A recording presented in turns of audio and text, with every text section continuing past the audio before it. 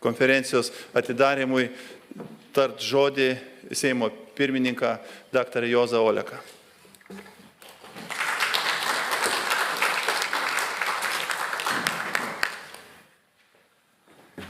Ačiū, gerbiamas Sauliau, gerbiami ministrai, ekscelencijos ambasadoriai, mokslininkai, gydytojai, ekspertai, mėly konferencijos dalyviai. Iš tikrųjų, didelis malonumas ir garbė, kad jūs susirinkot čia, Lietuvos Respublikos Seime, aptarti tokį svarbų visai visuomeniai klausimą. Aš manau, kad politikų lyderystė čia yra labai svarbi ir ačiū mūsų profesoriui Sauliui Čaplinskui, Sveikatos reikalų komiteto nariam, kad mes diskutuojame šią temą. Sveikas amžėjimas ir sveikatos politika yra strateginis valstybės pasirinkimas. Šiandien iš tikrųjų kalbame apie temą, kuri svarbi kiekvienam žmogui, kiekvienai šeimai ir svarbi valstybei. Nes kiekvienas norime gyventi ilgiau ir dar svarbiau, kad norime, kad šie papildomi metai būtų sveiki, aktyvūs ir būtų prasmingi. Todėl sveikas amžėjimas nėra vien tik sveikatos apsaugos sistemos klausimas. Ir smagu, kad turime ir finansų ministrą, kitų ministerijų atstovus, nes švietimas, socialinė apsauga, kultūra, sportas, darbo aplinka, bendruomenės, kuriuose mes gyvenam ir bendraujam. Tai paliečia mus visus. Formaliai tariant, ši kryptis turėtų būti visose politikos srityse. Man iš tikrųjų patinka, kad, kiek susipažinau su programa, kad sveikas amžėjimas taip ir matomas šios konferencijos diskusijos. Nes tai yra strateginis pasirinkimas. Ši mintis primena, kad kalbame ne tik apie gydymą ar sveikatos priežiūrą sistemas, mes kalbame apie kaip sudaryti sąlygas žmonėms kuo ilgiau gyventi sveikai ir aktyviai. Pavyzdžiui, darbuotis Seime. Įkopus į 80. Lietuva, kaip ir daugelis valstybių Europoje ir pasaulyje, susiduria su demografiniais pokyčiais. Ir mes tą iš tikrųjų labai stipriai jaučiam.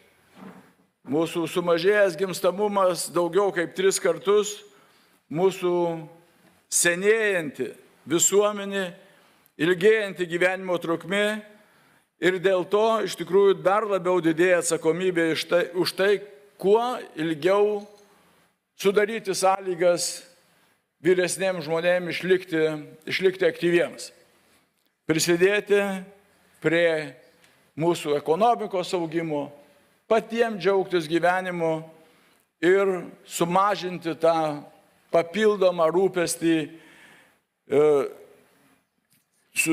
susilpnėjus sveikatai.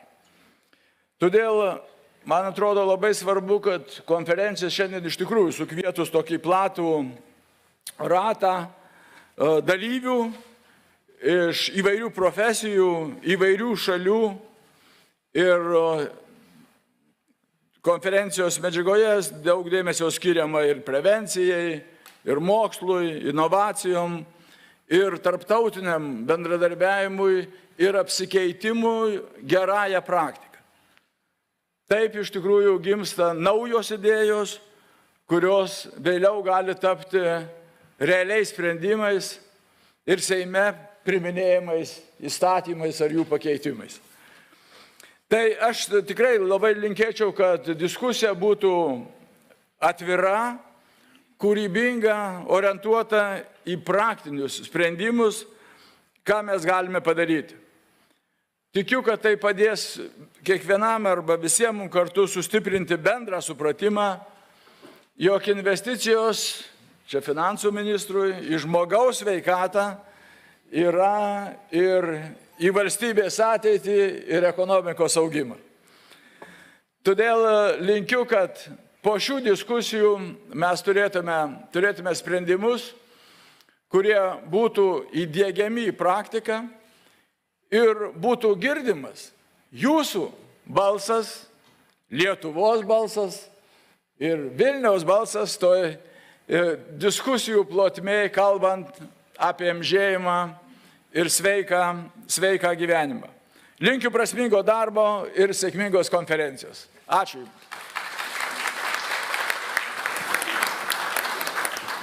Ačiū gerbiamas pirmininkė. Na ir malonu, kad į šitą renginį atvyko ir Pasaulio sveikatos organizacijos atstovas. Taigi tikėsimės, kad tai, ką mes čia kalbėsim, ką aptarsim, ką nutarsim, ką siūlysim, tiek jisai, tiek kiti gerbiami svečiai galbūt ištransliuos ir plačiau savo bendruomenėse ir savo šalyse. So, please, Jon, sorry, complicated to pronounce probably your name. Taigi dabar žodis ponui Jong Ji-Yong, dovanokite, jeigu neteisingai ištariau. Mums labai džiugu, kad ir jūs esate čia kartu su mumis, taigi prašau žodis jums.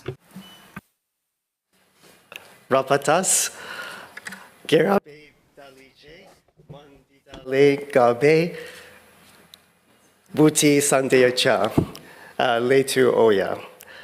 Honorable speakers, Your Excellencies, Ministers, Gerbiamas Vice pirmininkė, Ministers, ministrai, members of Parliament, Jūsų ekscelencijos distinguished parlamento colleagues, nariai, kolegos, ladies and ponios ir gentlemen. ponai. On behalf of Dr. Pasaulio Hans Kluger, the sveikatos WHO Regional Director for organizacijos Europe, it is Europos my regiono pleasure to direktoriaus join you dr. Hanso today Kliukės vardu. in Man the yra malonu Seamus šiandien of the kreipti Republic į of Jūs Lithuania. Lietuvos Respublikos So let me Seime. begin with a Pradėsiu nuo labai simple paprastos minties Everyone pastebėjimo. in this room Kiekvienas is šioje salėje esantis žmogus sensta.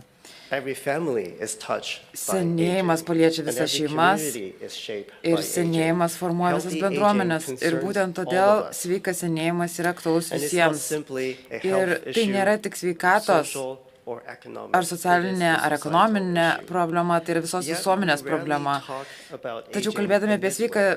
amžėjimą, Too often aging is discussed dažnai and perceived as a challenge.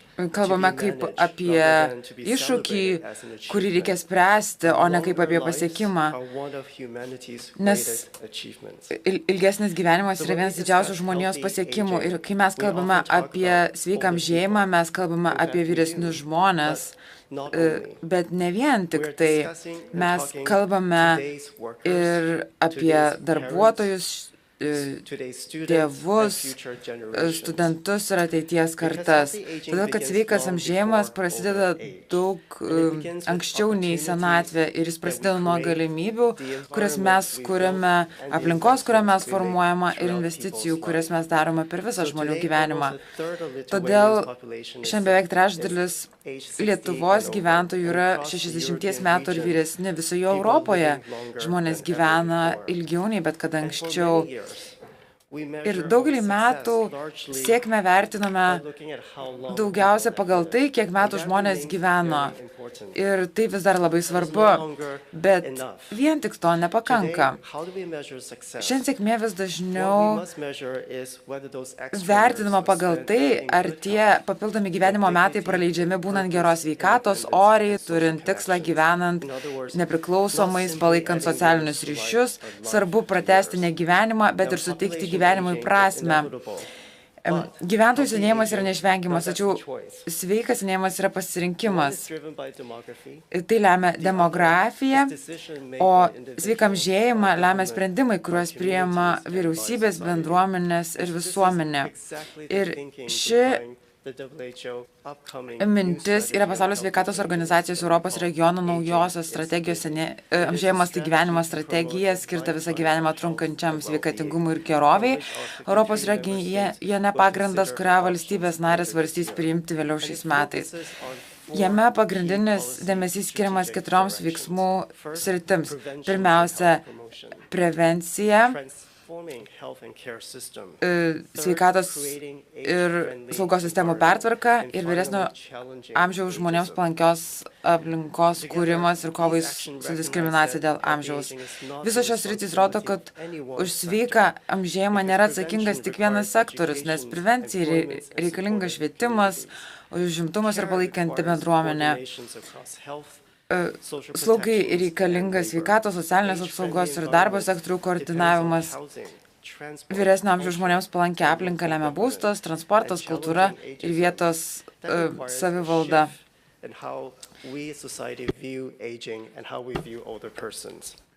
Ir todėl labai džiugu matyti parlamentarus, ministrus, viceministrus iš finansų, švietimo, socialinės apsaugos, darbo, kultūros, sveikatos apsaugos sričių. Labai dėkoju už jūsų lyderystę ir įsipareigojimus. Sveikas amžėjimas nėra tik tai sektoriaus darbotvarkės klausimas, tai yra strateginis valstybės pasirinkimas. Ir ši strategija nustato veiksmų gaires Lietuvoje, visame Baltijos regione ir visame Europos regione. Tačiau